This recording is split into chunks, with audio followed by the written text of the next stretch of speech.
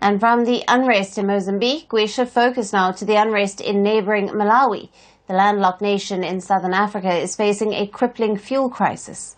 Now, desperate Malawians are hitting the streets to demand a solution to their miseries, but they have faced crackdown not just from the police, but dozens of unknown masked thugs who deterred the protesters with knives and axes. On Monday, several people gathered in Malawi's capital of Lilongwe to demonstrate against the government's handling of the fuel crisis.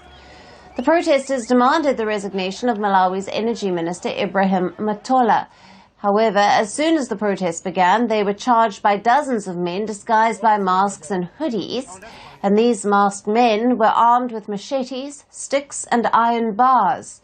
Some witnesses said that people were also chased with axes, and many demonstrators fled the scene. The group of masked men set camp on the field to prevent protesters from reassembling, and there have been no reported injuries during this chaos. It's very unfortunate that our country took this direction.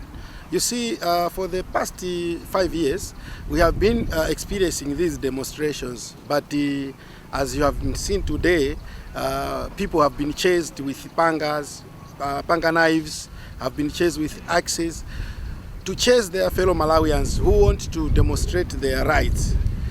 It's very unfortunate that the police choose not to protect people. Some of the demonstrators were able to reassemble to confront the masked men, only to be later dispersed by the police. Police fired tear gas on protesters who accused the officers of shielding the masked men. The identity of the masked men remains unknown. However, some local media reports say their links suspected to the ruling Malawi Congress Party. The party, led by the president Lazarus Chakwera, is facing public scrutiny and anger due to the food scarcity and rising prices. The Malawi government is facing flack over economic and political instability. Earlier this month, the government imposed fuel rationing as it continues to face fuel scarcity, and crowds have been queuing at petrol stations as a prolonged fuel shortage is disrupting businesses.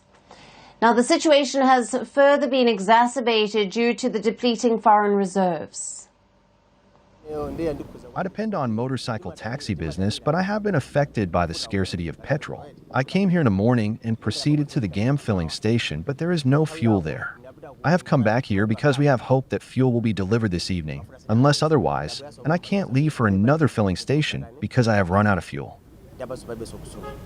There is also a growing discontent due to political reasons. Protesters are demanding that Malawi's Electoral Commission suspend voter registration for the next year's presidential elections. They want the Commission to give assurances that it would not use electronic voting technology. Opposition parties have expressed concern that an electronic system could rig the vote in the favour of the ruling Congress Party. Earlier this year, Malawi witnessed violence as opposition led a parade to make people aware of the importance of registering for the upcoming election. However, suspected armed supporters aligned with the governing Malawi Congress Party attacked their street parade. 25 were reportedly injured in the incident. Malawi will vote in presidential polls in September next year. The incumbent president, Lazarus Chakwera, has agreed to be the candidate of the governing Malawi Congress Party.